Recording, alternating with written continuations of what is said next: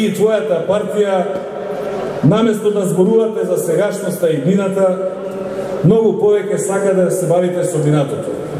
Со тоа што се случило во оваа земја пред 10, 15, 20 години. Ајде тогаш таа работа конечно да ја расчистиме. Ако сакаш да зборуваш за 90-тите и транзицијата, тогаш јас сум адресата на која треба да се обрекаш.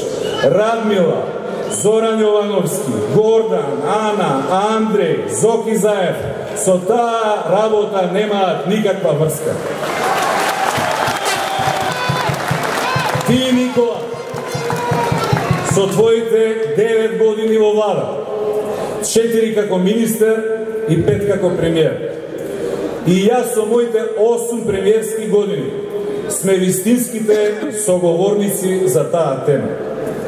И затоа, барем еднаш одважи се, барем еднаш охрабри се, барем еднаш, конечно, прифати еден ТВ дуел со мене пред целата македонска јавност.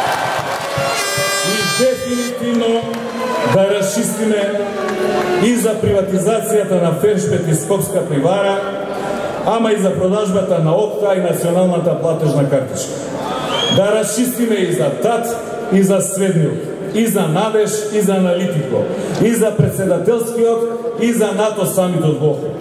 Ајде пред целата македонска јавност, ја и ти, да расчистиме и за работењето на Белија, и за работењето на Дзинговци и Стојменовци,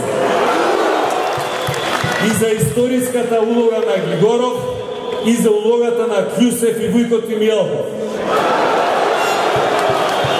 Јас и ти, со сите наши одлуки, со сите наши грешки, со сите наши греови пред целата македонска јавност.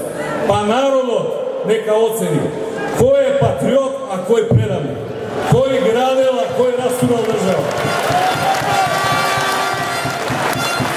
Никола, или прифати го овој предизвик, или замолчи на оваа тема за секогаш. Немаш право повеќе да зборуваш.